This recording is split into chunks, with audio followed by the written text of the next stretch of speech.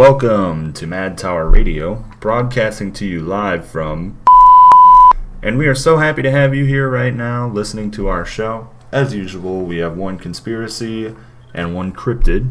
Please remember that at midnight tonight, the shadow people will descend upon us once more, so please do not look out your windows after midnight, do not answer the door, and let the response teams handle it. Christian, how you doing, man? I'm doing fantastic. Now, I do want to remind you that that is midnight East Coast time, so please be aware and do not open your doors.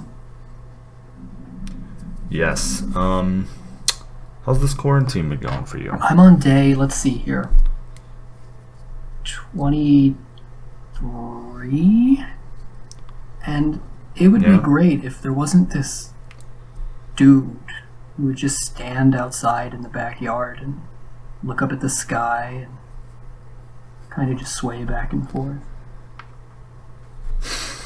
Just out my back window. See, but living in the city, you gotta be like, okay, is that guy just on crack, or like, what's going on?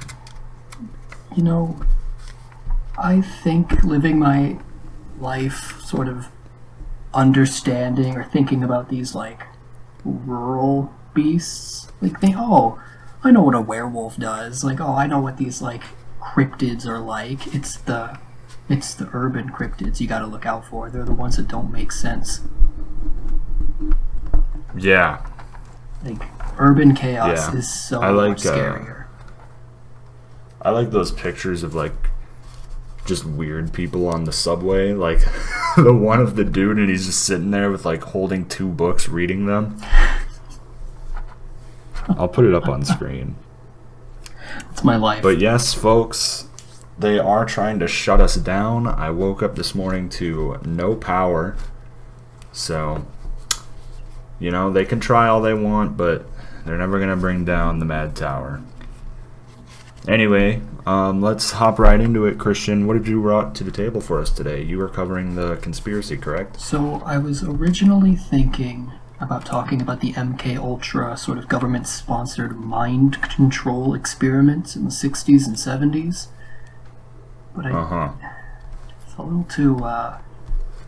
too real right now, so I shied away from that one, and I called an audible. So today we're going to talk about the Nazi Alien Alliance. Oh boy. Okay. So, my theory for you. The Nazis making their way onto our show once more. In the research, I found a lot of that weird connection with the first episode. Some of the scientists... Really? were made a return.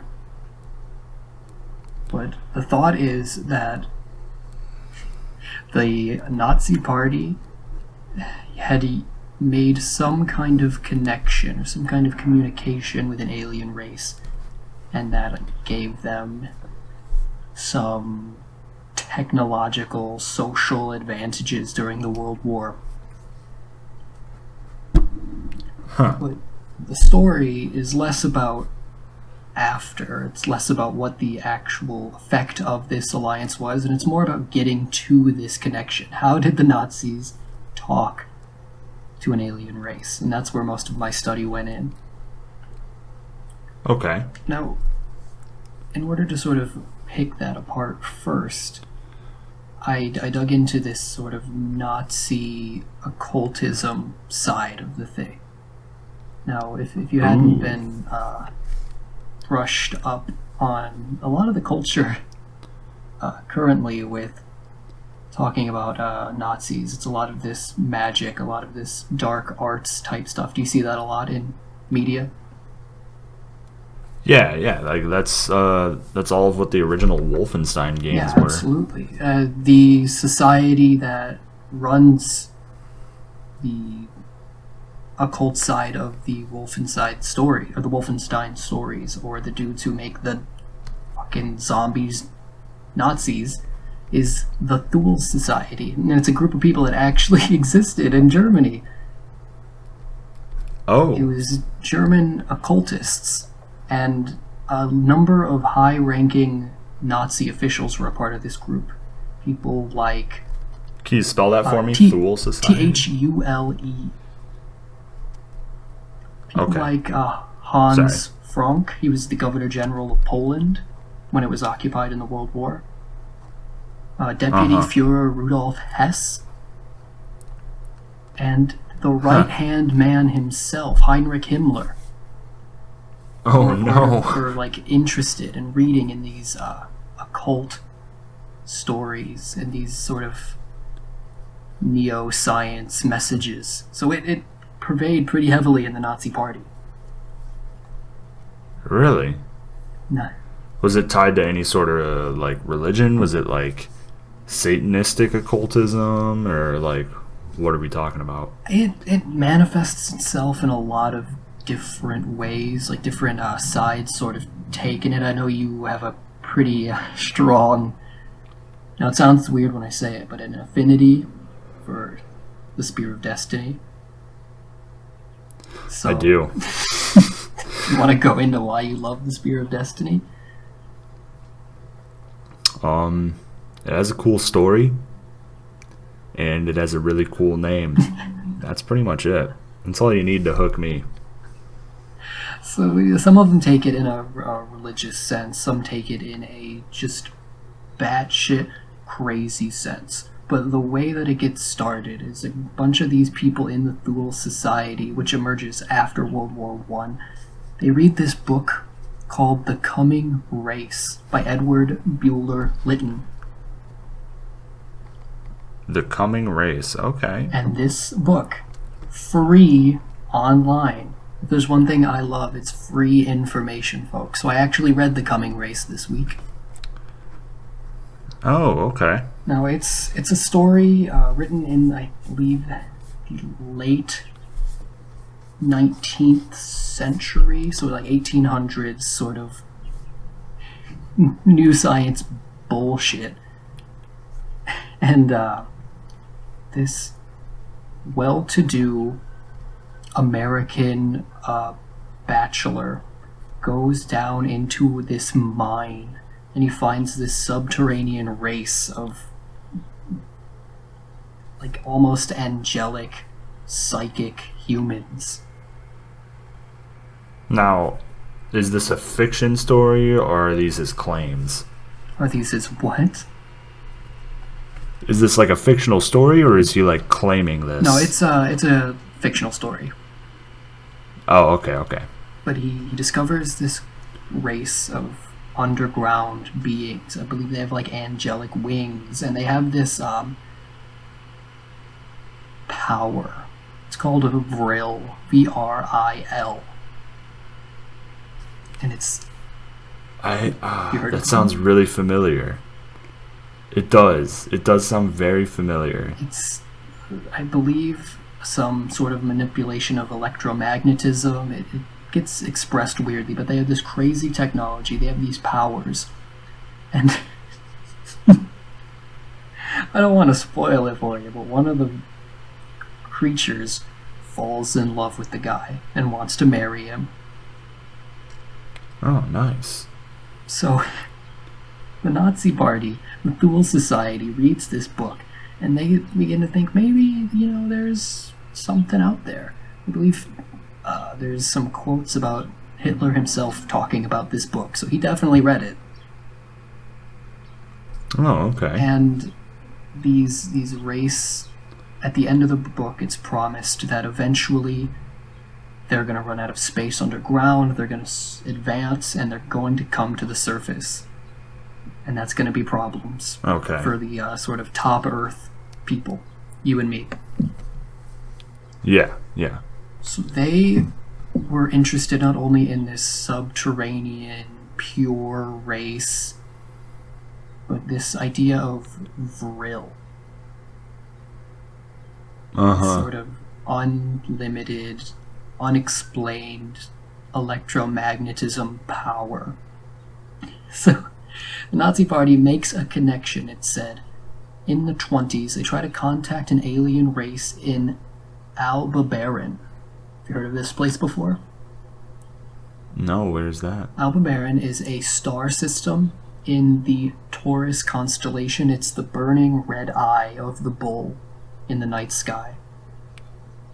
Jesus Christ, is And that the nickname of it? if you've been around the block, you might recognize that star system as the home system of the Anunnaki.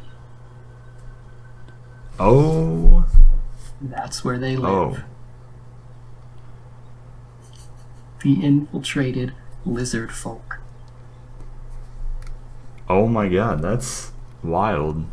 So this theory sort of spreads that there was a connection made with the Aldebaran system, the Nazi Party, and the Anunnaki race, and that they were able to harness something similar to Vril to help with their rocketry, to help with their UFO technology, and generally make them a better warfaring country. Okay. So it's interesting the sort of connection that they make with the Anunnaki. They like that Yeah, race because comes up a lot in a bunch of different stories. Oh, really? So Children of the Matrix wasn't the first mention of the Anunnaki? Oh no. These dudes are prolific in our story. Huh. Okay. Well, please continue. Now, around I want to say 1935, the Nazi Party fully in power, full dictatorial authority. They're no longer this fringe outside party, so they begin to try and flatten out some of that occult, satanistic, no science related weirdness that they had at the beginning of their history. So they begin to tuck that away a little bit. But then the connection begins to manifest itself. The reports of strange new aircraft. There's these stories, German engineers after the war, or just people in Europe. They say they see these crazy flying machines that they've no idea where they came from. These horrific tubular or like flat UFO-like spacecraft attributed to the Nazi Party. Oh. Now, okay. One engineer after the war talks about they were trying to build this flat airplane. And I'll send you the image when the recording ends so you can show the people. But it could probably easily be mistaken for this sort of flying saucer idea that we have. Or the another engineer talks about how they were building this almost like a helicopter, where the cockpit is stationary in the middle, and then there's a rotating fan of blades around it that spins. What? It looks like a Dr. Eggman ship in my mind. It's like a stationary middle circle and then rotating blades around it for propulsion. Oh, that sounds so weird and dumb. But with the power of Vril, that is a fossil fuel free airplane. That is green technology. Huh. Damn, okay. Now, maybe we shouldn't be ready to put the gun to the Anunnaki just yet if they're offering us green technology. I would happily forego our sort of imagined superiority in the stars if they're going to give me space green flight.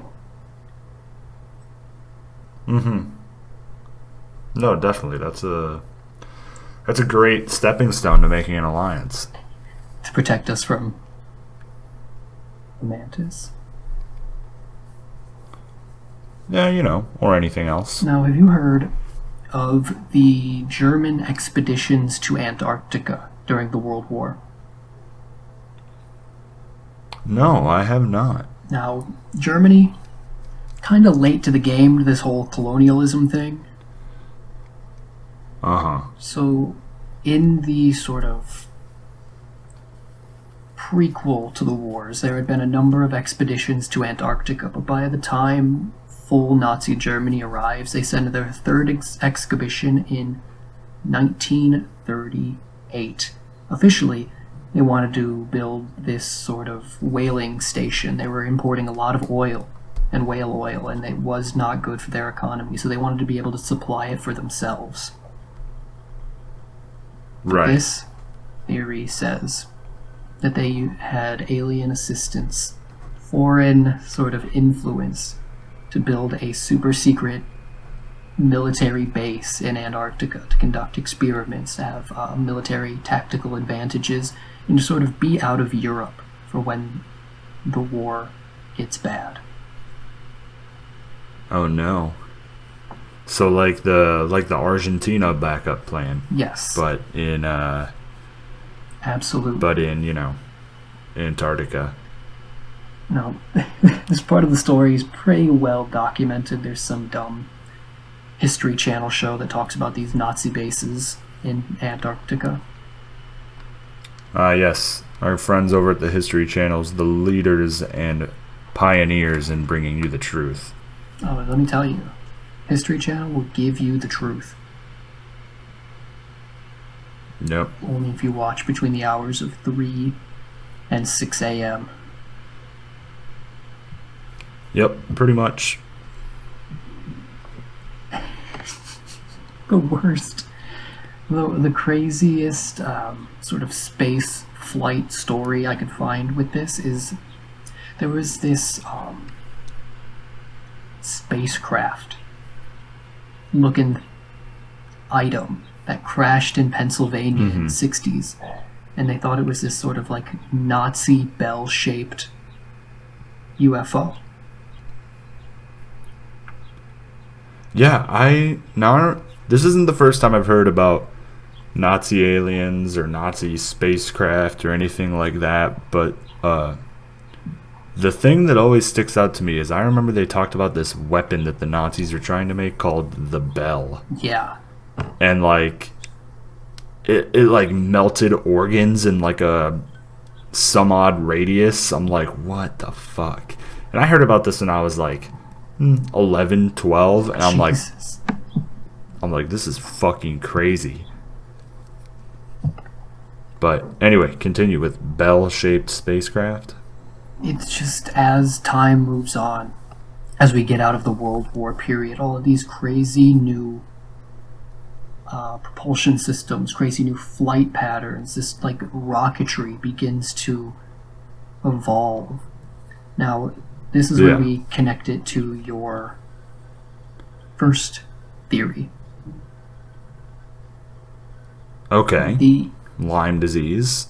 scientists who were working on Nazi rocketry, they were working on this occult knowledge given to them by someone who caught their Nazi space frequency, were divided amongst the Soviets and the Americans with Operation Paperclip.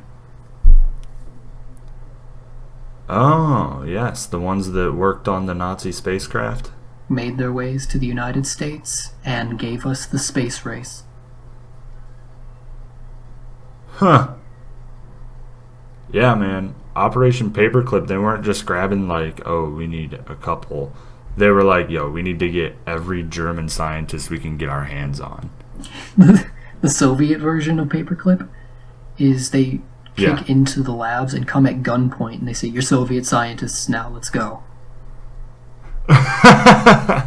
That's so much better. Yeah, that's how they did it. That's really funny. But 10 years, 20 years after the World War, rocketry, space flight, all of this sort of looking to the stars begins, and this theory kind of puts the seed to that from occult Nazi research.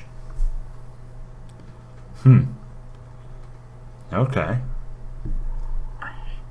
It's crazy to me that this story begins, this sort of idea starts when the occultist society, the Thule Society, read this old sci-fi short story. Yeah, that is kind of crazy. And they want to look to the stars, and they want to find something out there that can help them.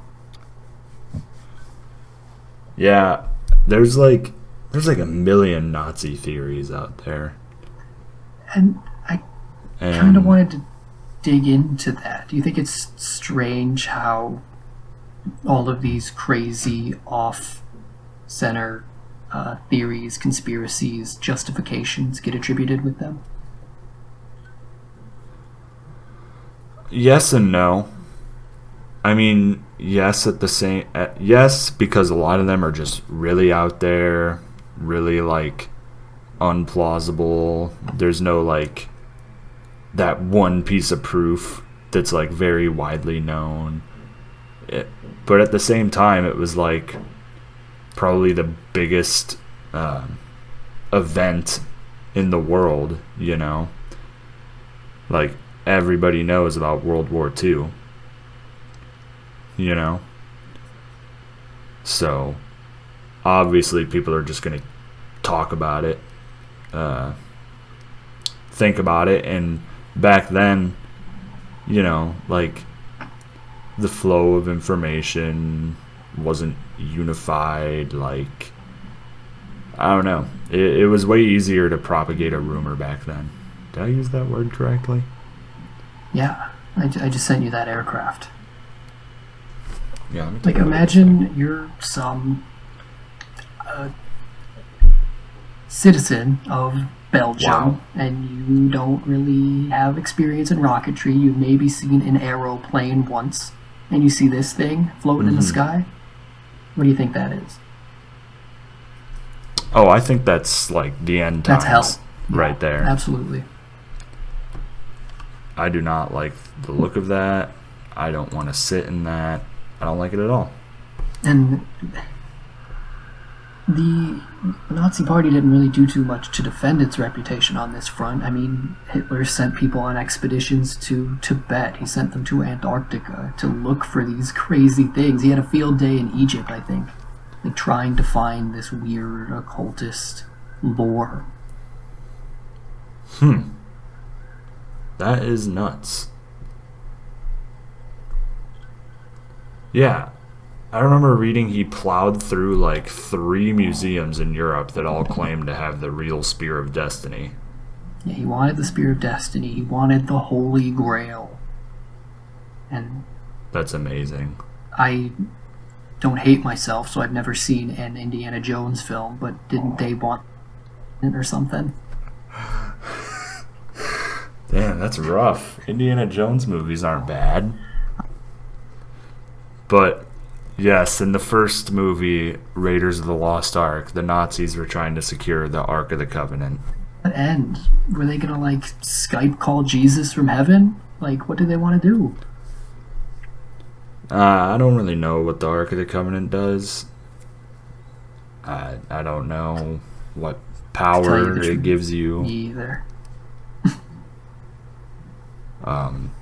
Yeah, I don't know. And I mean, to be fair, like, the Spear of Destiny is really cool, but it doesn't do much either.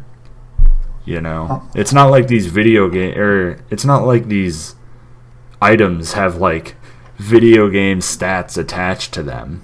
You know, like the legend doesn't say like, oh yeah, the Spear of Destiny gives you like plus 10 strength, man. Like it's just, yeah, we killed Jesus with this spear. That's about it.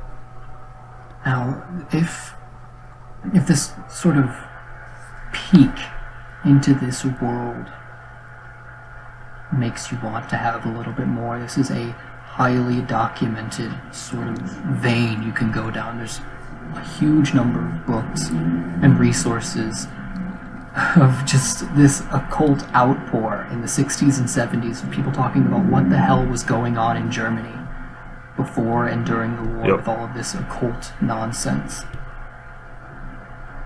Yeah, the occult, like, you can find a shitload on Nazi occultism. There's probably like 5 probably like 5, 6, or 7 episodes of Ancient Aliens Christ. on Nazi occultism. It's another part of that is I think like there were a couple rumors and murmurings about Nazi occultism, and then like people are like, oh, we can profit off of it. Hey, did you know Hitler was looking for Ark of the Covenant? Yeah, that's a good way to sort of...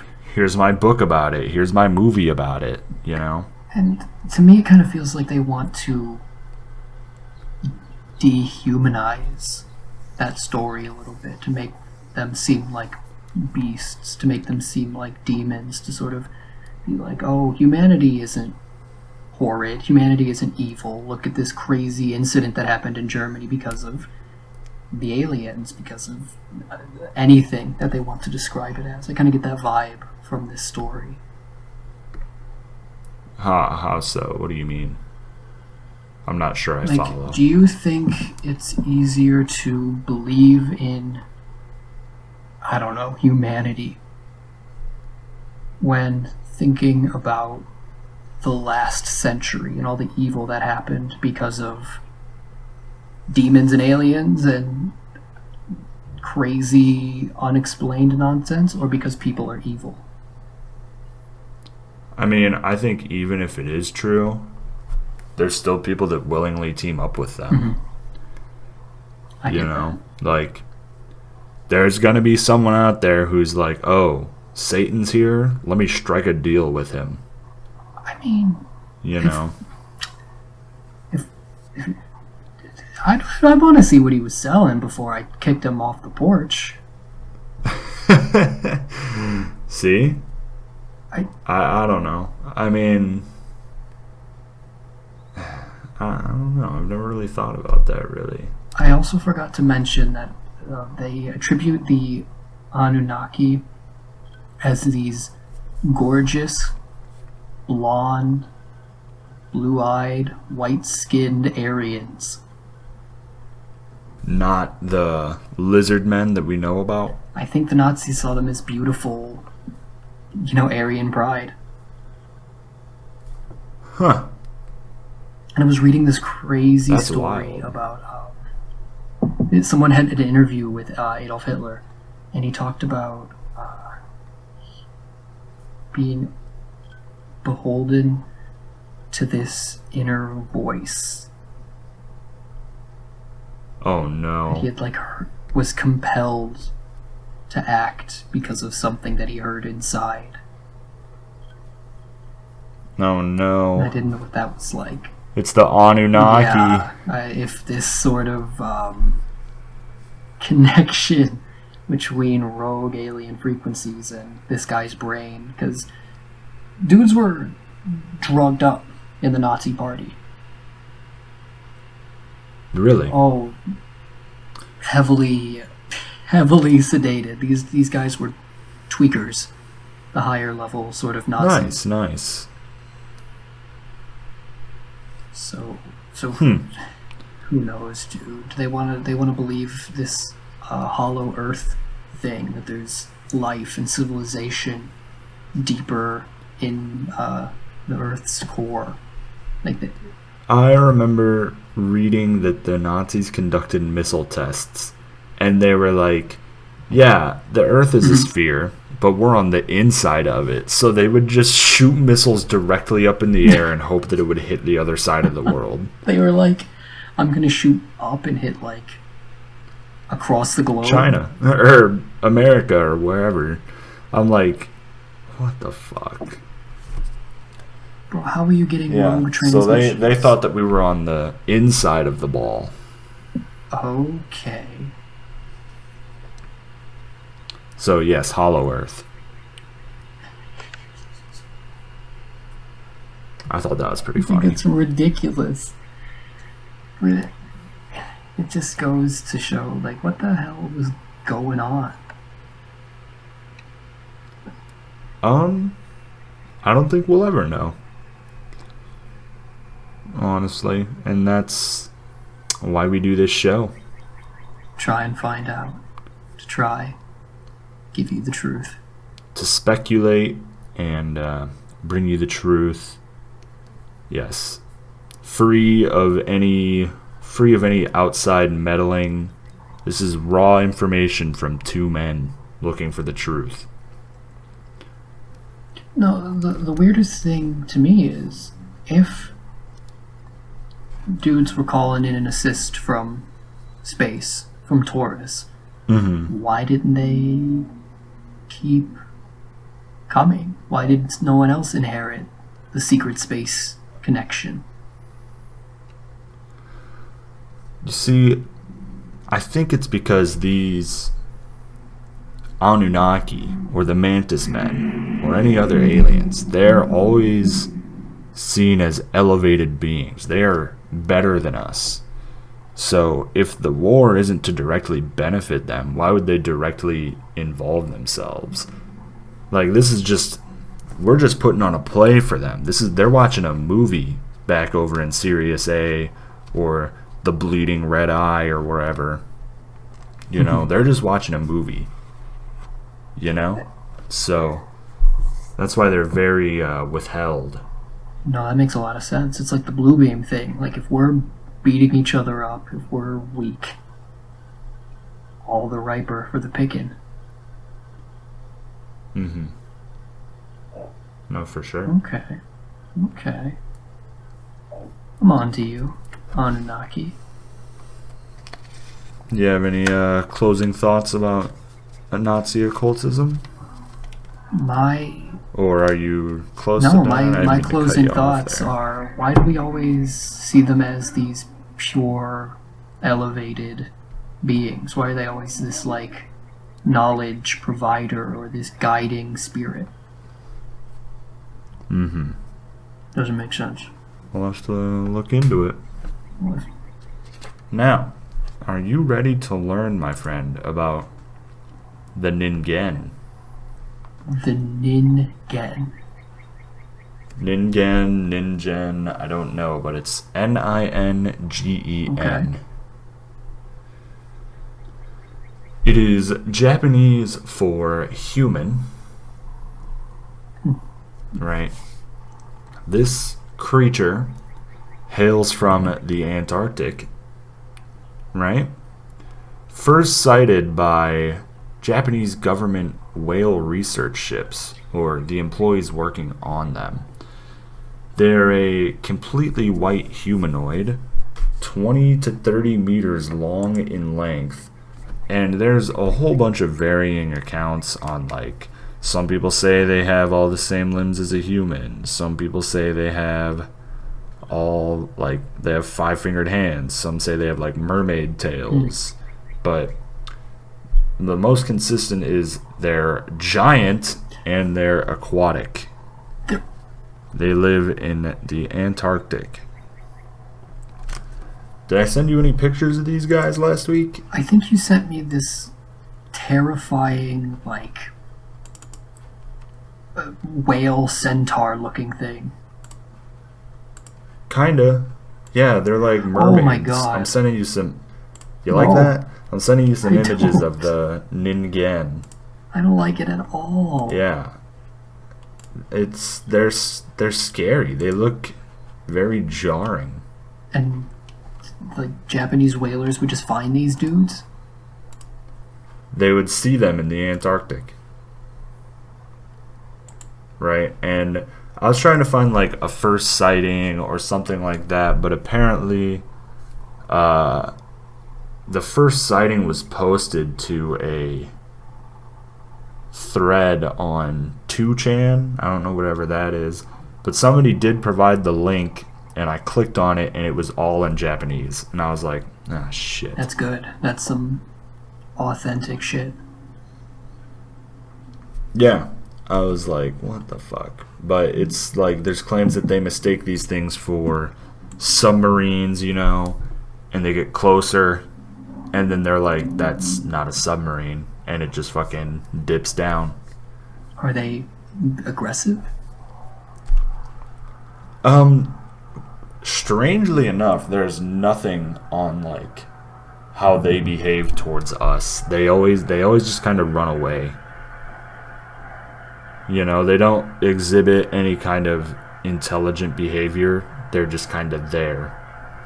That's so much worse. Like, if they attack is one thing, but if they look at you and run away and, like, hide, that's horrifying.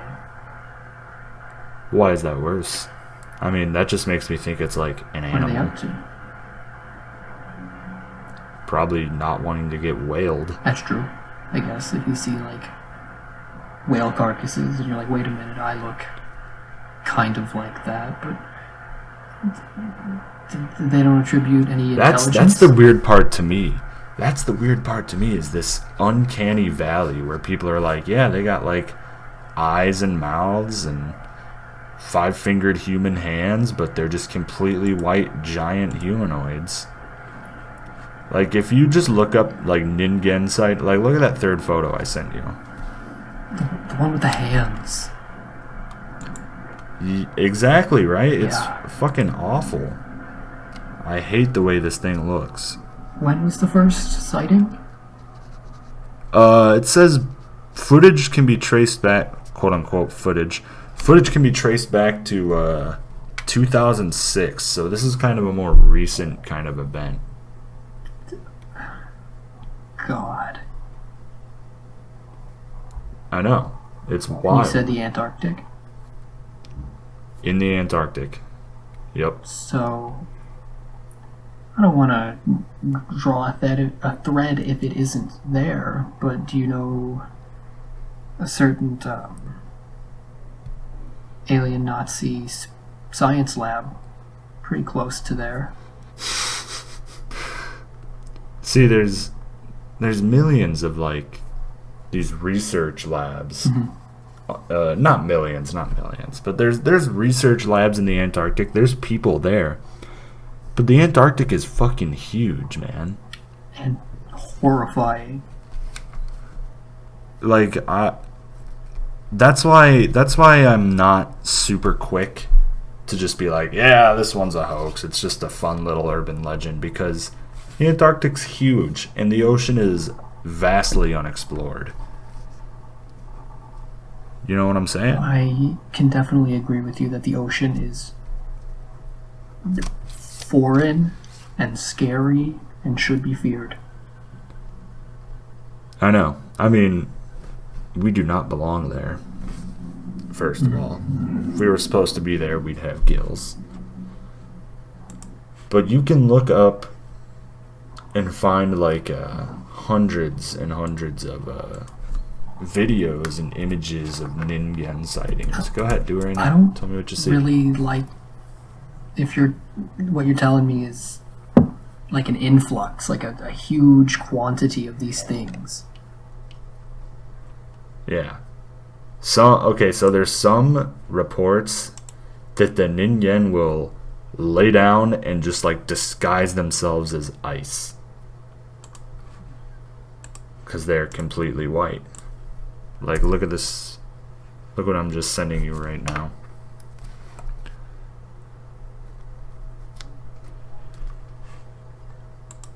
Yeah, that one's fucking weird, isn't it? You just sort of like roll over on their backs and be mistaken for an iceberg. Yeah. Yeah. No, we need to melt the ice caps and see what's happening up there. Your first thought is we need to destroy the Ningen. They can't hide under the ice caps, and they can't pretend to be ice if we don't have any. I mean, they just look like they're vibing. They all have They're not doing anything wrong. horrid mouths. But some of these videos are really crazy.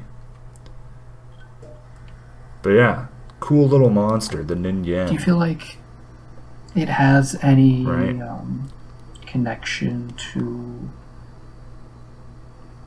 you know, you're out on the sea, you've been away from home for a long time, sort of the People mermaid thing? do accredit it to a misidentified beluga whale. If you've seen a beluga whale before, they're all Yeah, white. they're Ningen. You know. Yeah. An albino manta ray. Fuck that. some kind of undiscovered species. You know, just like this thing has mostly been chalked up to an old, Oh yes, an old sea monster's tale. You know, it's the domestic side of cryptozoology, where they're like, it's just some creature we haven't categorized yet. yeah, yeah. The scientific approach of like, it's probably not some kind of icy humanoid with sinister intentions, but it's probably just an animal that we haven't seen before. You know. And most sightings occur at night, which makes it hard to get pictures and videos. And I mean, of course, right? Of course. But here's something interesting, though. In Japanese folklore, there is a thing called a ningyo, a term meaning human fish, but it is often mistranslated as mermaid. This fish-like creature is described as having a monkey's mouth, small fish-like teeth, golden scales, and a quiet, flute-like voice. It tastes delicious, and eating it will add to a person's lifespan greatly. However, catching one was said to bring storms and misfortune, so if a fisherman ever caught one, they would typically throw them back to avoid possible consequences. And I thought that was interesting, is that it ties back into folklore, you know? Yeah, Japan's the first wave on the Pacific Ocean. They're right there on the huge hell void that is half our planet. Now, I want you to keep in mind that eating a ningyo will greatly add to a person's lifespan. Because you know how I said you can find hundreds and hundreds and hundreds of images of the Ningen? Yeah. Because it's a conspiracy as well. What do you say? Popular rumors claim that the Ningen are covered up by the Japanese government. Because the Ningen can produce a chemical compound with either medicinal properties or a venomous compound that the government intends to weaponize. Oh no. The numerous low-quality photos and poor hoax jobs are a disinformation campaign by the Japanese government to discredit actual evidence of the Ningen. So it's a resource. It's something that they can use, and us sort of playing into this ha spooky whale dude is just empowering them. Yeah, you know, like look at, like, if you just look up Ningen sightings and scroll down, you can see, like, you can pretty easily tell that these are all like very poorly homemade images, you know? Yeah, some of these really funny ones. Yeah.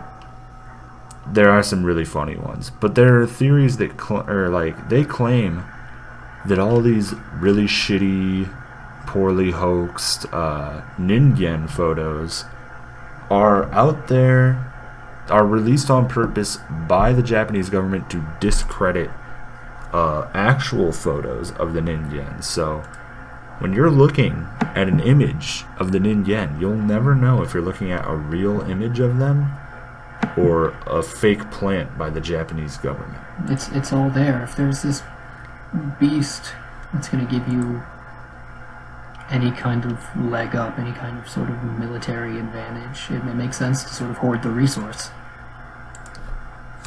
Right.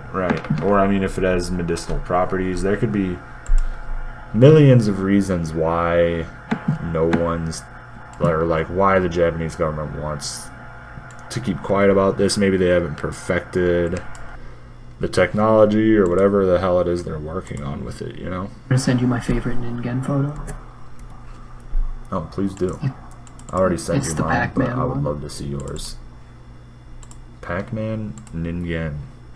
I love that It's the one. original, It yeah. looks so stupid and derpy. Like, that one looks like a fucking idiot.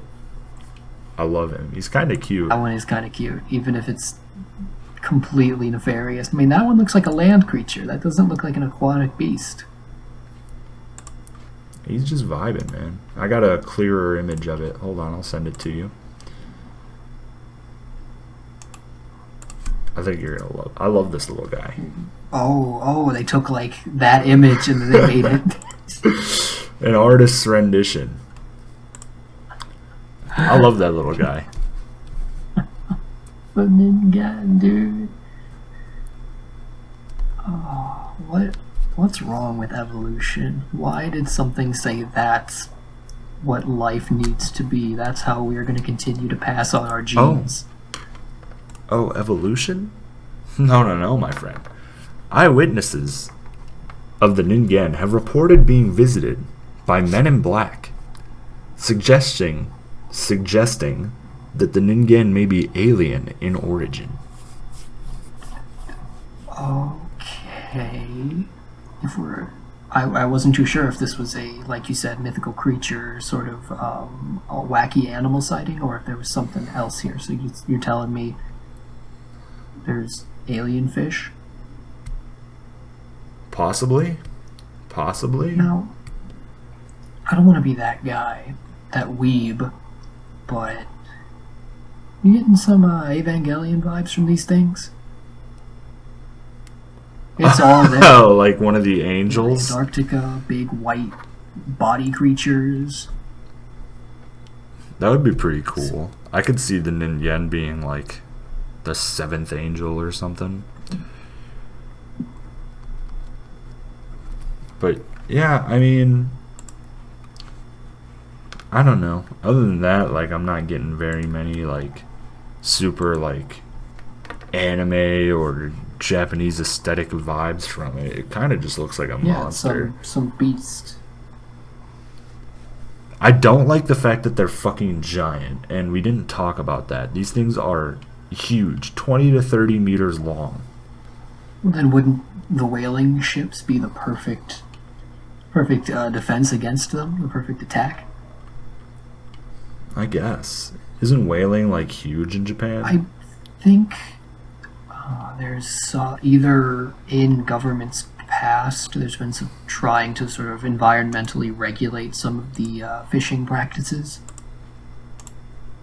Mm-hmm. So maybe well, the guy who claimed the first sighting says he worked on a Japanese government whale research ship. So it's pretty crazy that the first sighting is coming from a literal government employee. Mm-hmm. You know? Imagine you're an elected official. You're young, new to politics, ready to get this going, and by some miracle you're elected to this high government position. And they're like, okay, buddy, first day on the job, and they slap this huge portfolio, and they're like, these are the Ningen. You can't talk about it, buddy, but you need to know. You can't talk about it, but you need to know. I don't know. Yeah, I mean, I feel like when I left office, I would like leak a little bit just to further the myth, further the fun, you know, make it a little more cooler than everybody. Maybe take some Ningen images and just upload some new ones, you know. That's like my favorite part about so the story. It's a misinformation campaign. I love the misinformation campaign. I think it is hilarious. Don't love the government lying and hiding the truth, but I love the method of doing it. I mean, yeah, but who knows? They could be lying to protect the Ningen. If people know that they can secrete some kind of medicinal compound, these things will be extinct tomorrow. No, that's definitely true.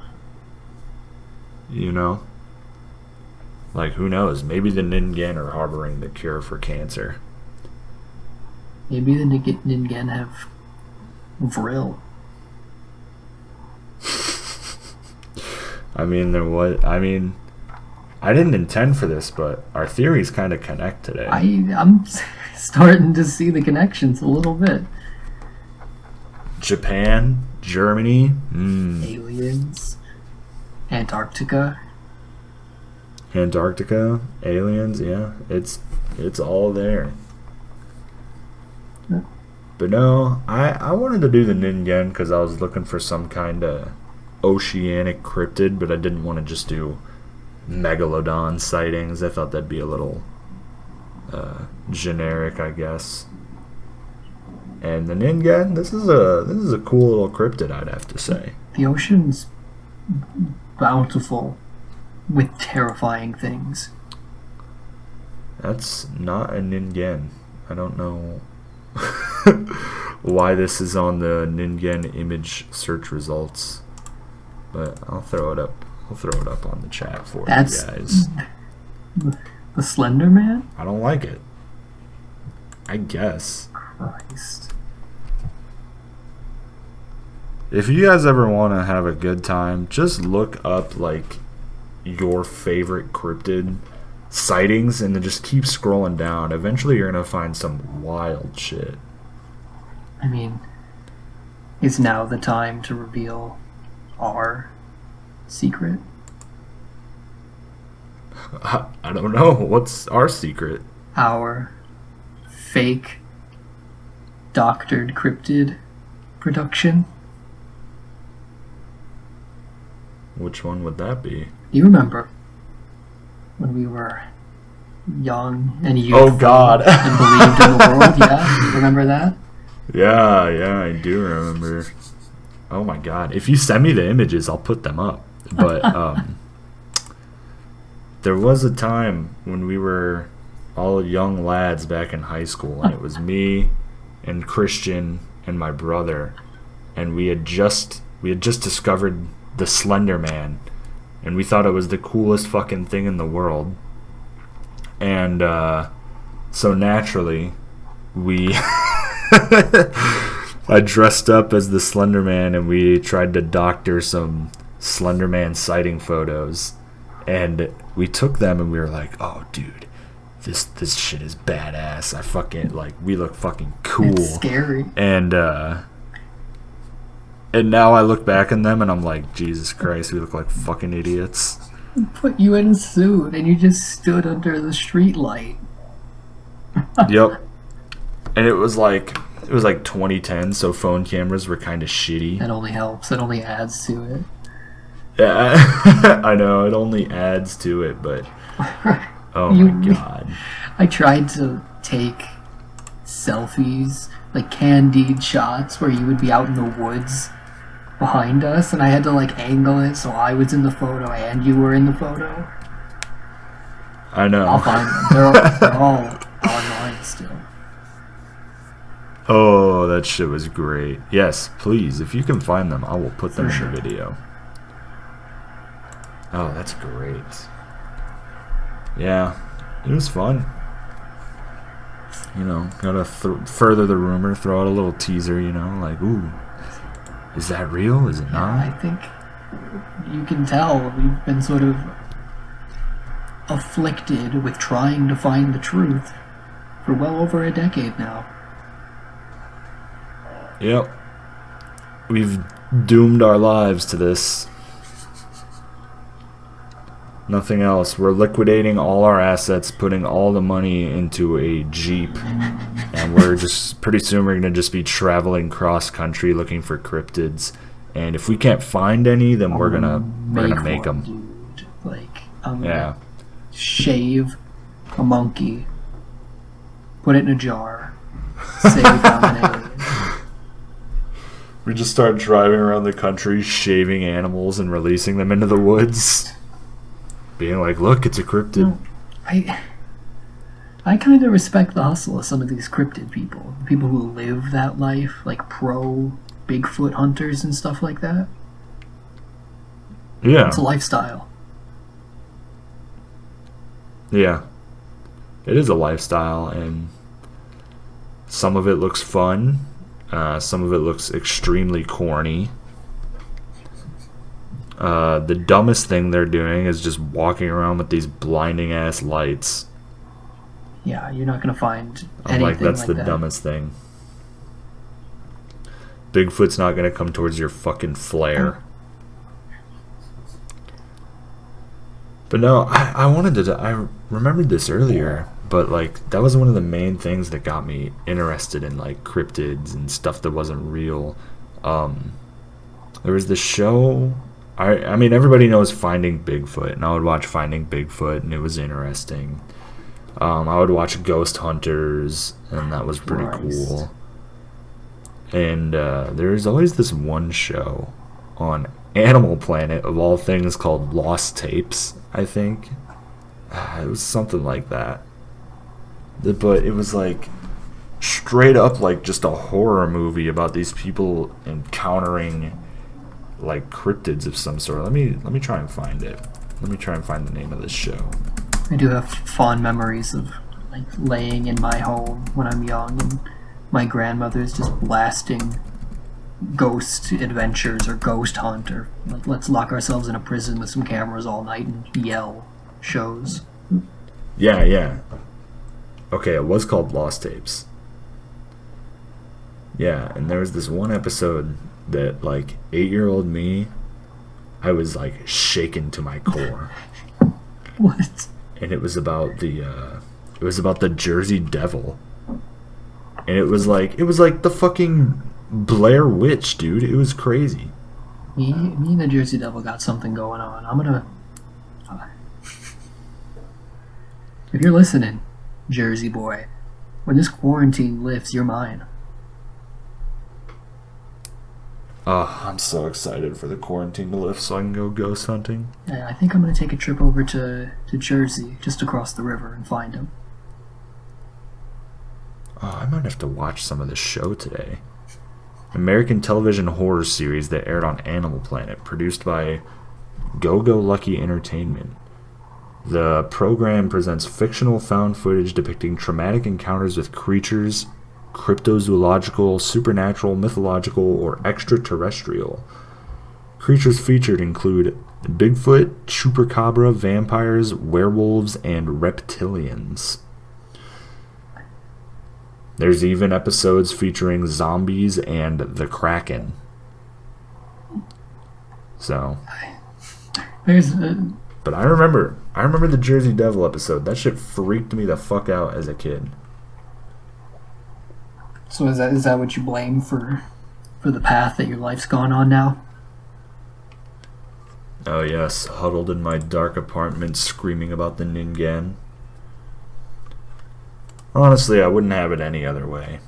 I've had a lot of fun researching cryptids, and there's a lot of cryptids that I don't fucking know about, like the Ningen. I'd never heard of that. Well, that's the best part. We're keeping sharp. Every week I have to actually do some research and learn about these crazy new creatures. Like I would have never known about the Black Beast of Chernobyl. I would have never knew the truth about Lyme disease. Mm-hmm. That is the truth. There's also this cartoon on Cartoon Network called The Secret Saturdays about a family of cryptid hunters. Like, TV just like losing its damn mind. History Channel, Animal Planet, they just screw it. Oh, I love tuning in. Like, I tune into an episode of Ancient Aliens and I'm like, dude, do I sound like this on the podcast? You could do a whole episode on like media's representation of this stuff. That'd be pretty cool. Seeing what they think is either, I don't know if it's the best way to make money, or it's the funniest way, or it's the way that the government says you can talk about it. I mean, I think it's dying down now because people don't watch cable anymore. TV's dead, thankfully. But I am excited for the Netflix or Hulu or Amazon Prime or Disney Plus or their version of these creature shows where they're like, yeah, we're going to go find Bigfoot. We're going to go find the Ningen. I thought in the sort of 2010 era that it would go from History Channel talking about aliens and abductions and all this stuff into these like found footage YouTube channels, these amateur stories, sort of like Oh, I didn't want marble hornets, but I wanted some kind of like more rough around the edges personal stories, like through YouTube, through vlog, through these new media. Yeah. No. I wish people would do more with it, but there's not much. There is one show left that I think is really good, and it's called Expedition Unknown, and it's on the Travel Channel. And the host, oh my god, he's just got so much charisma. He's a cool guy. His name is Josh Gates, and he talks about, like, he'll be like, yeah, we're going to go look for... He's like, does the Indiana Jones type thing where he's like, oh, we're going to go look for the Ark of the Covenant. And he's like, but while we're here, I'm going to tell you about the actual history and the actual myth. It's just a really good show. Nice. Good show. Yeah. He's a household name in my house, at least, you know. Whenever I go home, my mom's always like, we recorded all the episodes of Expedition Unknown. And me and my mom and my brothers will sit there and just marathon them all. Great show. Fun for the whole family. I want to be the... You know, so cryptid television is not dead, people. No, I want to be the Alton Brown of cryptid television. Yeah? The expert. Well, you know, we tried pitching it to the mainstream media that we were going to educate people on the truth about what's really happening in the world, and they said, get the fuck out of here, you crackhead, so they didn't want it. They weren't ready for it. The world isn't ready for us, and that's why we had to take independent avenues of approach here. You know? Yeah, we pride ourselves on providing the truth. But we'll stay sharp with that. Next week, I'm going to be bringing the conspiracy. I don't know what it is yet. I don't have anything picked out. Christian will be bringing the cryptid. Any idea what you're bringing, Christian? I've got it set. You want to give the audience a little tease? Now, I had talked to you about this one a little bit. The nameless thing of Berkeley Square. Ooh, yeah.